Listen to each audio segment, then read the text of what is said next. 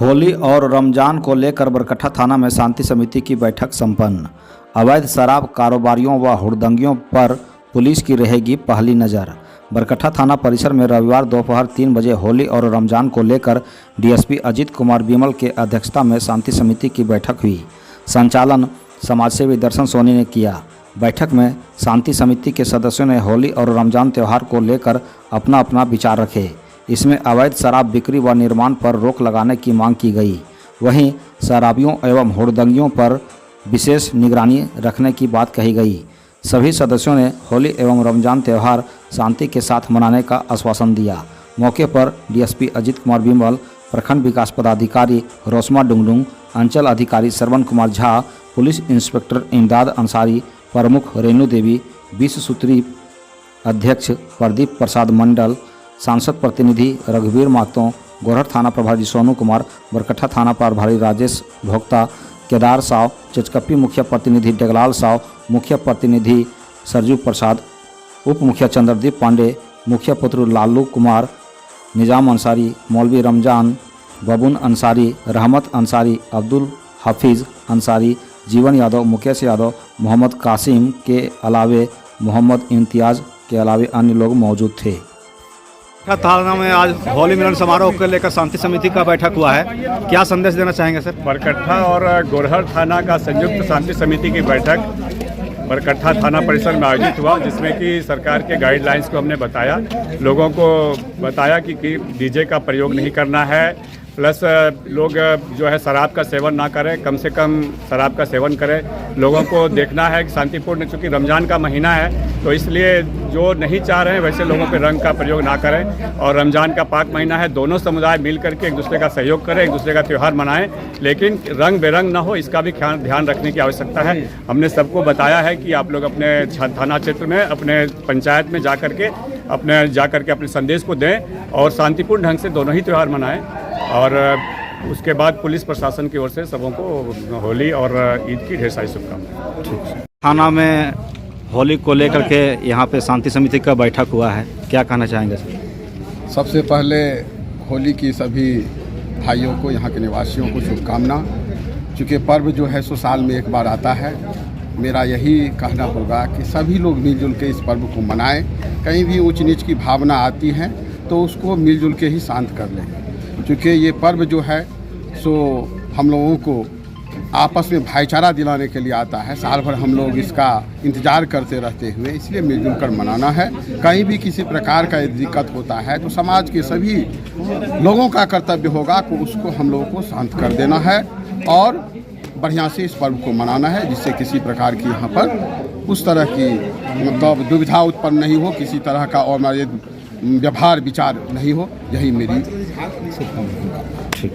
इसके संबंध में कह दूँ कि मेरा थाना प्रभारी दोनों यहीं पे है और पेट्रोलिंग में भी, चूँकि होली का समय है, होली में लोग जो नए लड़के हैं जो बाहर पढ़ाई करते हैं वो भी अभी आते हैं और वो नए लड़के जिन्हें पता नहीं है, अनुभव नहीं होता है कुछ भी, और वो आकर के हुड़दंग कर देते हैं, वो शराब का सेवन करते हैं या फिर नए जो अफीम, गांजा, भांग ये सब का भी सेवन करते हैं और बाइक जो है वो लेकर के अपने गार्जियन का लेकर के चलाते हैं और कोई बड़ी दुर्घटना घट जाती है तो त्यौहार का जो उल्लास है वो अचानक मातम में बदल जाता है। तो ये आप सबका उत्तरदायित्व है कि आप अपने बच्चों को समझाएं, बुझाएं कि क्या गलत है, क्या सही है, अपने घर से पहले शुरुआत कीजिए।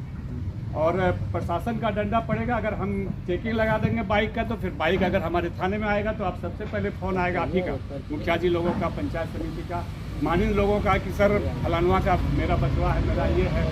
तो वैसी परिस्थिति में फिर दिक्कत भी हो जाएगी। तो पहले आप अपने स्तर से पहले इसको सुधार दीजिए कि अपने बच्चों को समझाइए कि क्या गलत है, क्या सही है। और ये बहुत 35-36 सालों के बाद इस तरह का आता है समय कि रमज़ान का महीना और होली, फिर अगले साल भी होगा, उसके बाद फिर 35 साल के बाद आपको देखने को मिलेगा कि रमज़ान के महीने में होली है। तो ये बहुत सौभाग्य की बात है कि हम ये देख पा रहे हैं कि रमज़ान के महीने में हम लोग होली मना रहे हैं। ये पाक महीना है और होली भी सभी ईर्ष्या, द्वेष, जितने भी विवाद है सबको निपटा करके गले मिलने का त्यौहार है और ईद भी वैसा ही त्यौहार है। इसमें भी हम लोग सारे गिले शिकवे हटा करके और ईद मुबारक करके एक दूसरे के गले मिलते हैं। और दोनों ही एक ही संदेश देता है, भाईचारगी का। और त्यौहार होता भी है भाईचारगी के साथ मनाने का। हम लोग भाईचारगी के साथ मनाएंगे, इसमें कहीं कोई दो मत नहीं है। जहाँ तक बात हुई शराब के सेवन का, शराब का जो जहाँ भी बिक्री हो रहा है, हमारा गाइडलाइन भी आया हुआ है। हमारे एक्साइज के भी लोग और हमारा पुलिस और प्रशासन के जितने भी लोग हैं, सभी हम लोग किसी भी कीमत पे अवैध शराब नहीं चलने देंगे, क्षेत्र में नहीं बिकने देंगे। हम लोग छापामारी करेंगे, लगातार अभियान कर रहे हैं।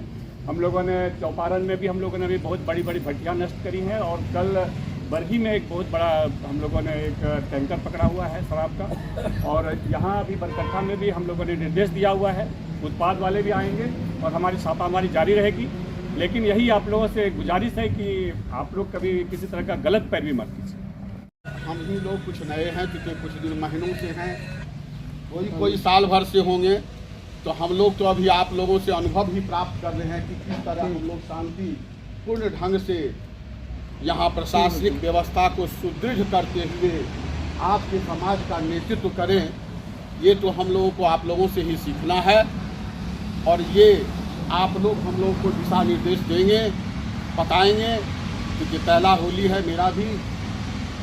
तो जहाँ तक मुझे लगता है, दो बातों की इसमें थोड़ा डर रहता है।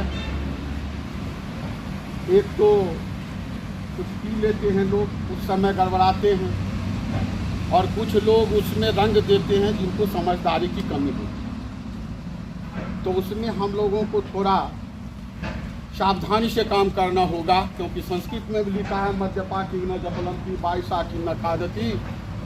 और हम हिंदी में बता देते हैं कि कौवा क्या नहीं खा सकता है, शराबी क्या नहीं बोल सकता है, और कल महिला दिवस की महिला क्या नहीं कर सकती। तो इसीलिए चिंता की बात नहीं है।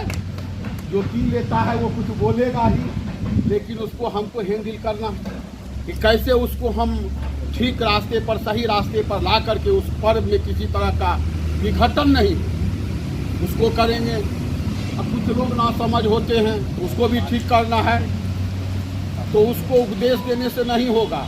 उपदेशो ही मूर्खा नाम प्रकोपाय न शांतये पयः पान भुजंगा नाम केवलं विषवर्धनम। उस समय उसको समझाइएगा तो समझेगा। जिस तरह सांप विषेला है, उसको दूध पिलाइएगा तो आपको डसेगा।